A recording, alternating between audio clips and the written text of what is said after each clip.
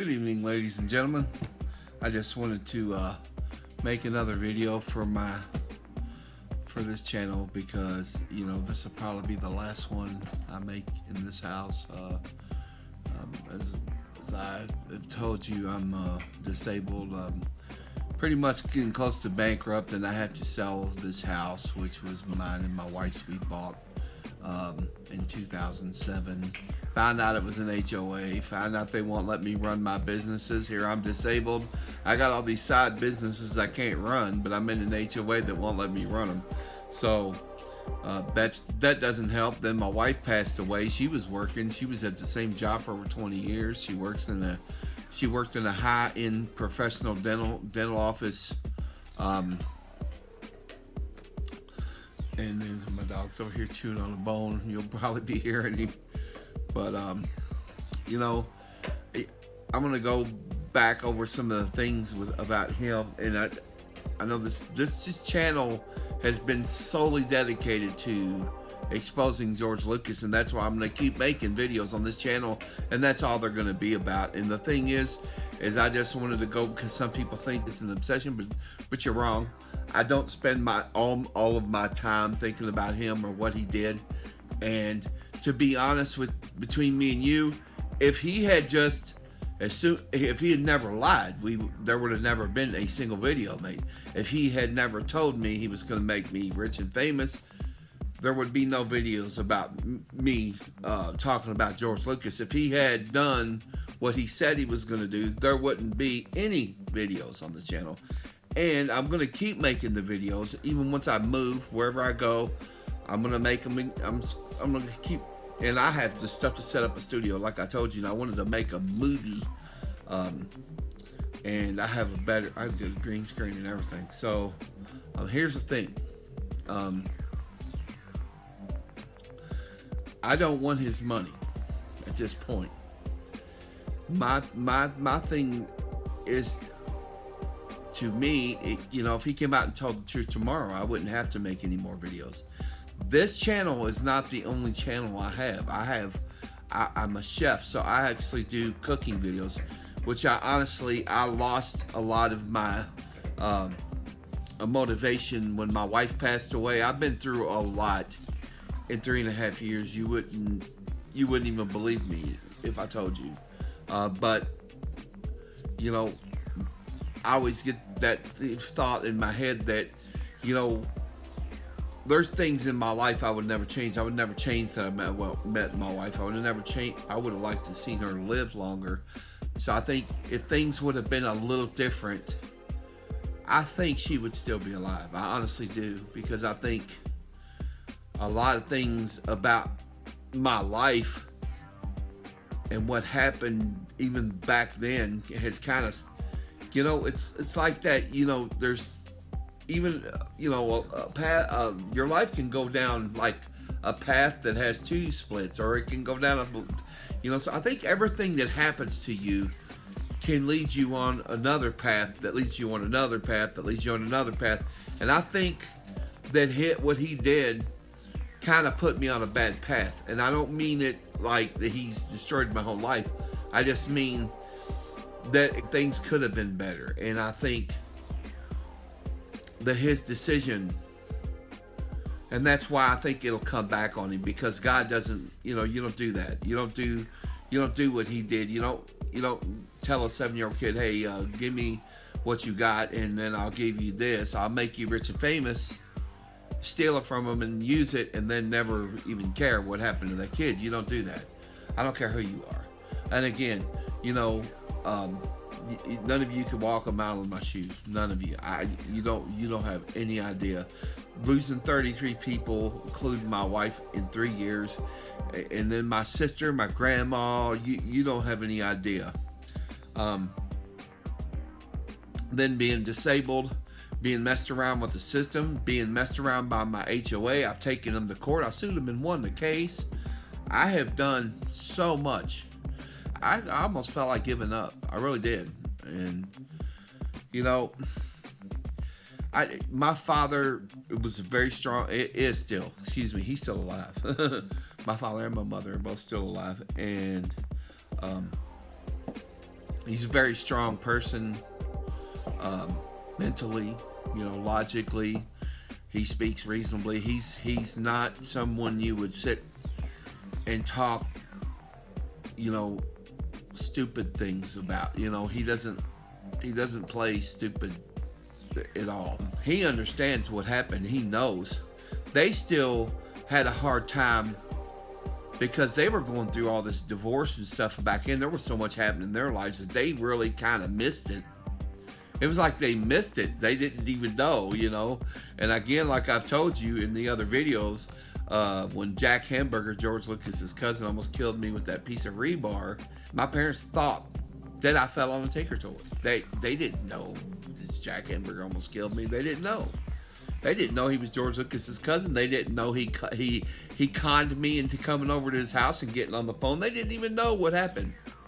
So all this has gone on all these years. And again, like I said, I'll keep telling you, I don't want his money. I don't want the fame that he messed that up already. At this point, I mean, I don't hate anyone.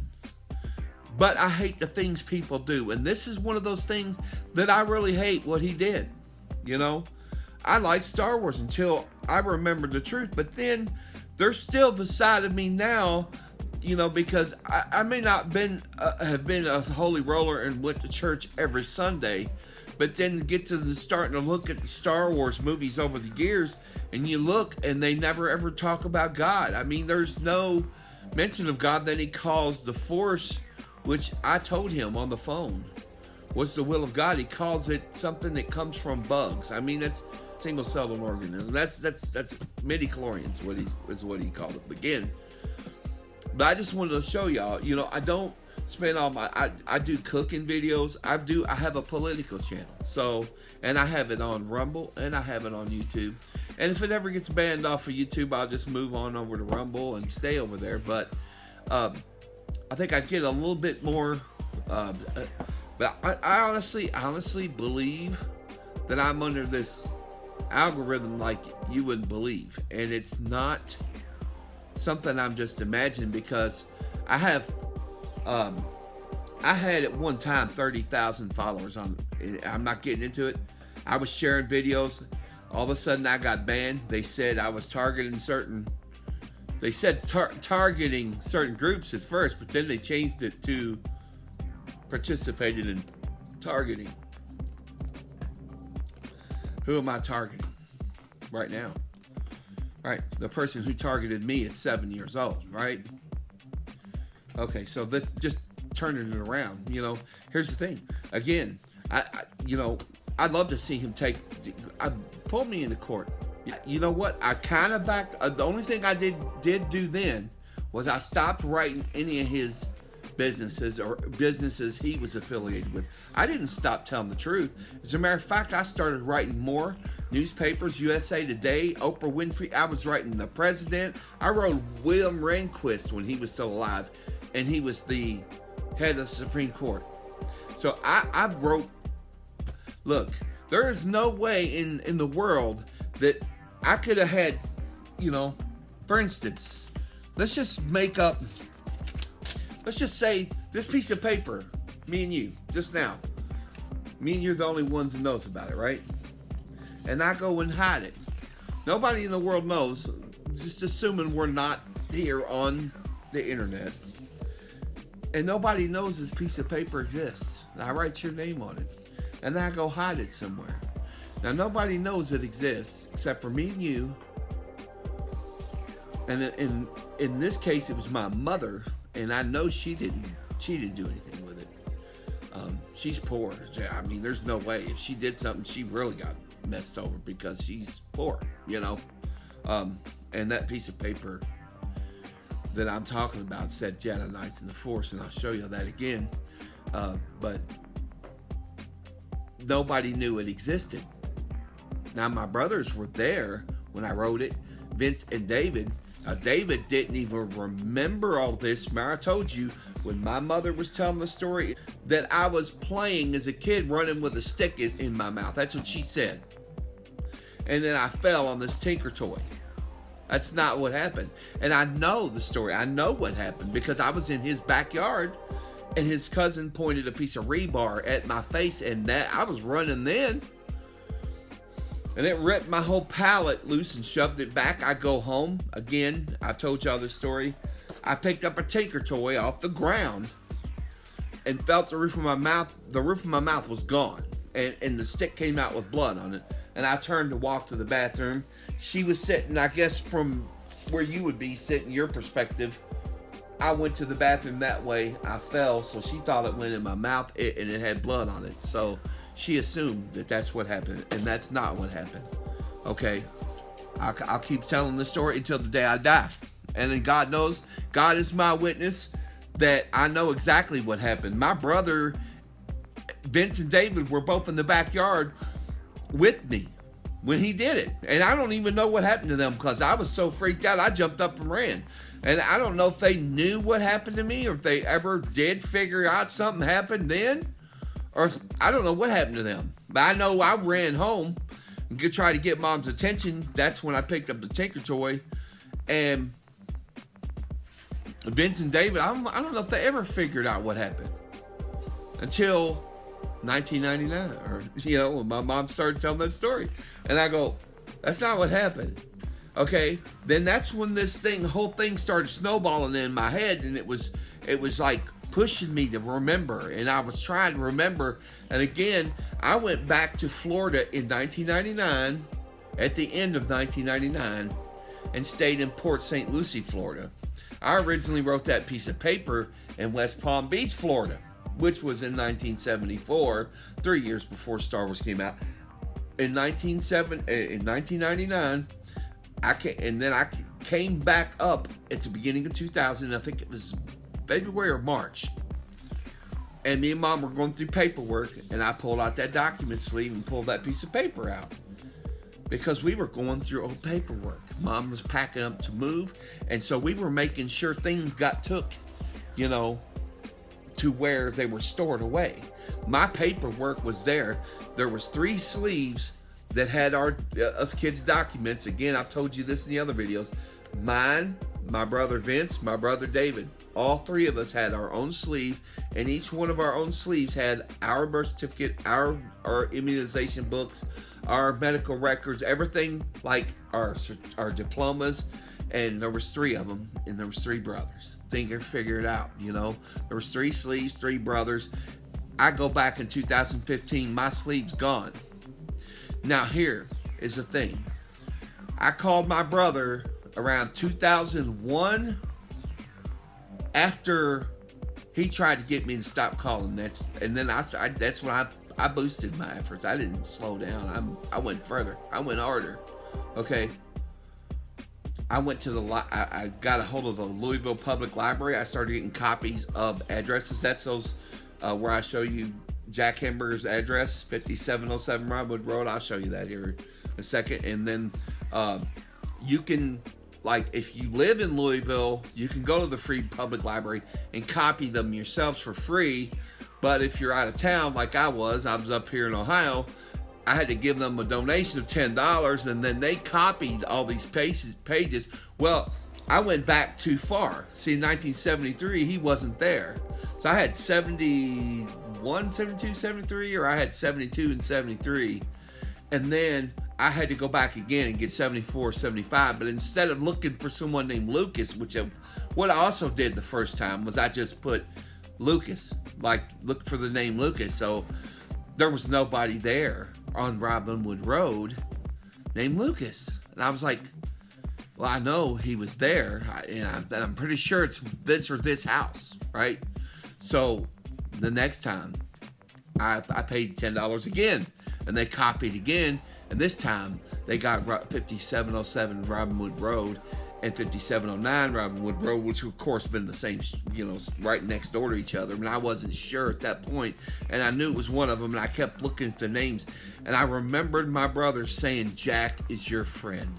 They didn't like him, so they kept telling me he was my friend. See, now you think about something, that's something a kid would say, and that is what they said to me.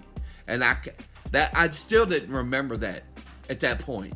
In 1999, like I said, my mom told that story. I went to Florida. I came back, got that piece of paper out, and she goes, I go, what is this? She goes, Davy drew that, and she insisted on putting it back in my document sleeve, not David for his son Davy Jr., but mine. And then Vince's was sitting there. She put that piece of paper in my document sleeve, and I said, it didn't dawn on me because we were outside playing in Florida. This is again after he almost killed me with the rebar. We went to Florida not long right after that, and as a matter of fact, I think my mom pulled us out of school in May. And so this happened at the end of April. When he took Jedi Knights in the Force from me at 7 years old, was at the end of April. Okay, so now I moved to Florida, and I'm in Florida, and I'm feeling the roof of my mouth because they spray this adhesive stuff, and it's so hard, almost like a hard plasticky feel, like, you know, not even like super glue. It's like if you could cut out the side of a Coke bottle and lick the inside, that would be how the top of my roof of my mouth felt like. The inside of licking the inside of a plastic Coke bottle, because that's what my roof felt like. The roof of my mouth felt like plastic, and it stayed that way for quite a while. And that the best way for me to get over it was not to pay attention to it and just not lick it. But I said, you know what, that kid, you know, that kid's cousin might steal. No, and my little brother said, nobody's gonna steal that stupid thing. George Lucas did, didn't he? He stole Jedi Knights of the Force from a 7-year-old kid. My brother says, nobody's gonna steal that stupid thing. Yeah, right. Okay. And again, before that, in 1974, again, that's the same year, when we were in April, when we were playing in the front yard, we were playing Pirates. I said, I'm Jedi Knight. I'm going to use the Force to defeat you. And my brother goes, what's a Jedi Knight? I said, someone uses the Force to fight evil. And he goes, maybe you're the evil one. So, again, I've told y'all this in the other videos. My younger brother, when I reminded him that he said, maybe you're the evil one, and then I reminded him of once we went to Florida and I put it on paper, that he said, nobody's going to steal that stupid thing. Those two things, he remembered, see? And then he remembers everything. Now, my older brother still doesn't remember, and I came into the house after my little brother said nobody's going to steal this stupid thing, and I started drawing the car that's on the bottom of that page, and I wrote Jedi Knights in the Force. I asked my mom how to spell Jedi. She doesn't remember anything. And then I asked my older brother how to spell Knight, and he remembers Knight. So at least he remembers what he told me, but you know, it's funny because, again, I told you, I don't want nothing from him, but I just think every day, where would my life have gone if he had kept his word? What would be different? I mean, who knows? Maybe my life could have been a lot worse. Maybe, sorry, I've still been cleaning my house, man, because I'm almost done. I got my ceiling almost painted over there and everything, where I had to fill in, where I had a little bit of water damage that came in here last year, and I had to fill it in anyway. It's a long story. But anyway, all he had to do was tell the truth. Tell the truth. He told me he was going to make me rich and famous. I mean, this would be over tomorrow if he came out and said, hey, you know what? I did. I took Jedi Knights in the Force from him when he was 7. Okay, yeah, I made a big mistake, and I didn't tell anybody about it. I hid it, and I know he couldn't have hid it from Lee Brackett because she was the one writing his manuscript. And I think she wrote the manuscript for all 3 Star Wars movies that you know. The good ones, the ones back when they were still, still good. Because when he released Phantom Menace was 1998, I think, and me and my friend went and seen Phantom Menace. I went to the theater and I saw it, and that's when he said midichlorians, and something about that irked me. I didn't like it at all. I just what? Midichlorians? How come they never said nothing about it do you think they forgot by the time Obi-Wan Kenobi got old? They forgot all about midichlorians. They never mentioned it in episode 4, 5, or 6. Star Wars: Empire Strikes Back and in Return of the Jedi. They never mentioned midichlorians. So it was stupid to me to go back and put it in that first movie. And to me, it suggests that he knows that he was trying to make up some other reason, or some, like he had some other tie.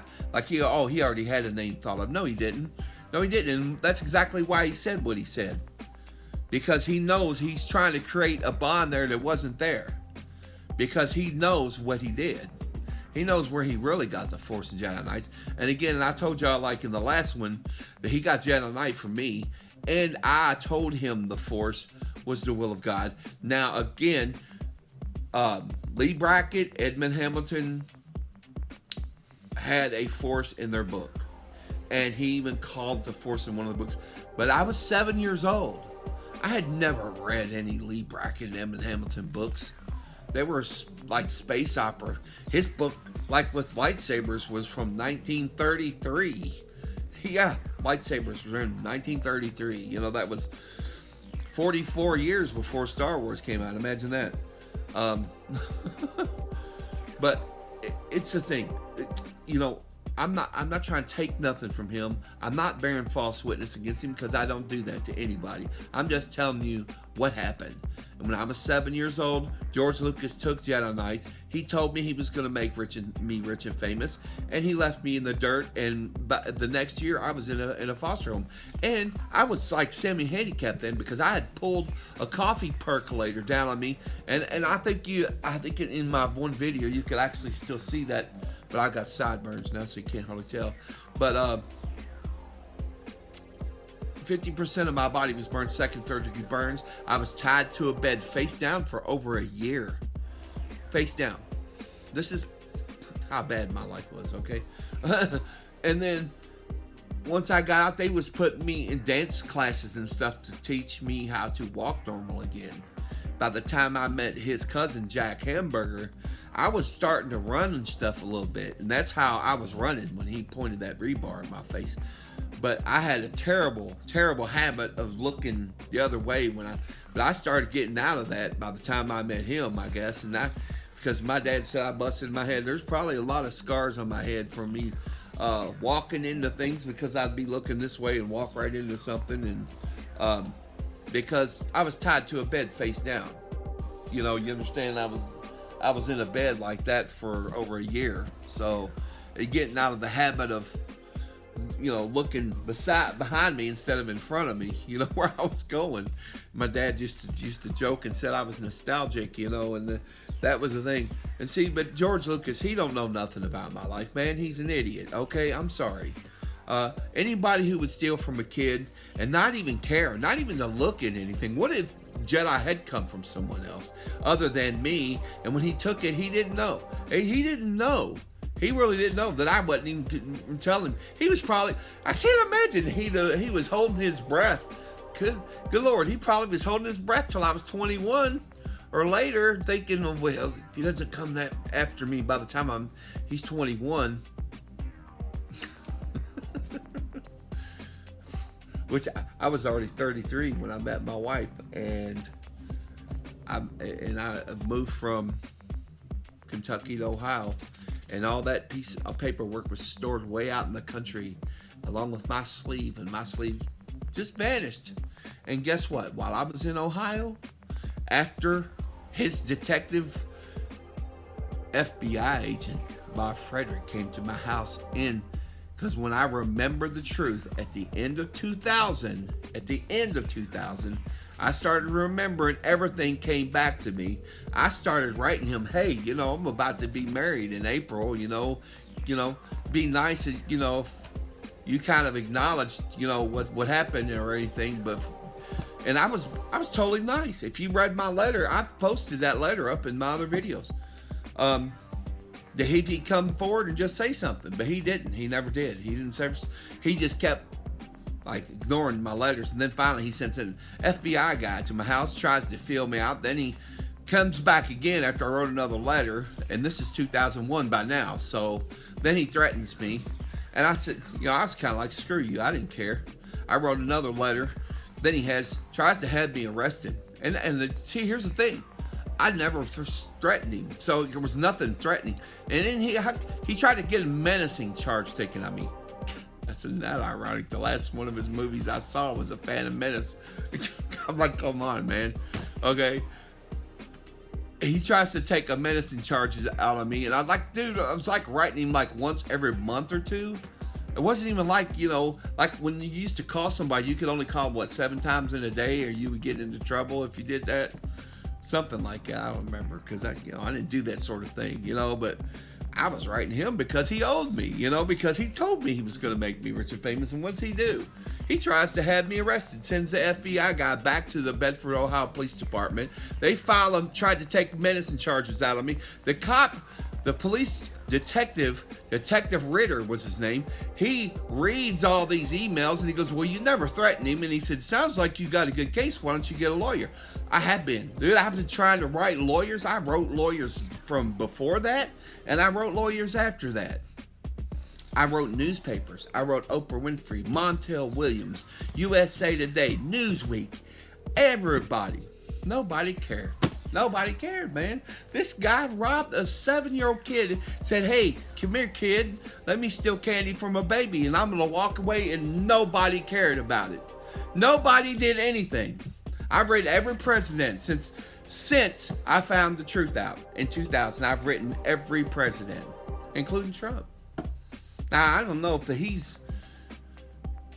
who knows if he's even thought about it, if he ever thought I was serious. I don't know. Maybe he thought I was just somebody trying to get something out of George Lucas. But I'm telling you, I don't want nothing of his. But I want the truth to be told. I want the truth to be told, and now the hell or high water, I'm going to keep telling the damn truth until I die. I don't give a shit.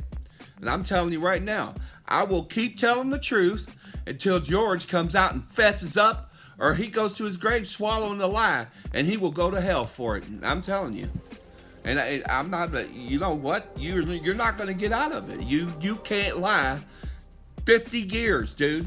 You don't realize next month, the 27th, because I always estimated that it was around, I think it was Saturday, because we always played on the weekends. Saturday, April the 27th, 1974.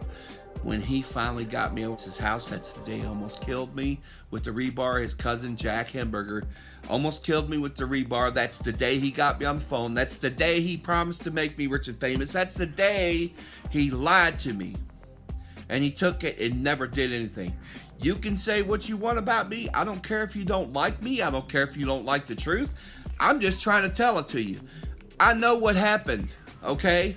1974, George Lucas took Jedi Knights in the Force from me and told me he was going to make me rich and famous. I was 7 years old, man. And his cousin Jack Hamburger, wherever he is, if he's even alive, who knows? Because who knows? He knows the truth. Unless he completely forgot, he's brainwashed, or who knows? They could have him locked up in some insane asylum. The dude almost freaking impaled me through my mouth with a piece of rebar.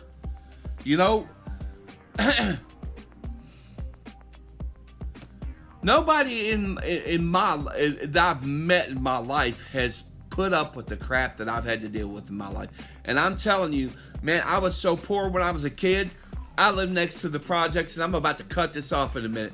I lived next to the projects, and I was poorer than the kids who lived in the projects. Is that not bad? And here, this son of a bitch knew what he did and never cared what happened to me. He took and lied. He took and lied. You think Big Fat Liar's based on just a random story? No, it's an admission. Just like Jay and Silent Bob Strike Back. It's all an admission of the truth that they know what they do in Hollywood. They steal from everybody else. And I told Trump in a letter that he didn't have to go all the way to China to find the theft of intellectual property. He can stay right here and go into Hollywood, and he'd probably find tons of it. Again, y'all can believe what I say, or you don't have to. That's your choice. If you don't like the truth, I don't know what to tell you. You're going to have to deal with it one way or another. Okay, so I'm going to cut this video off right here. You all take care. I will be making another video when I get to my new house. And if y'all like this video, please like, share, subscribe. I'm just trying to get the truth out there. And when he tells the truth, I'll stop making these videos. You take care.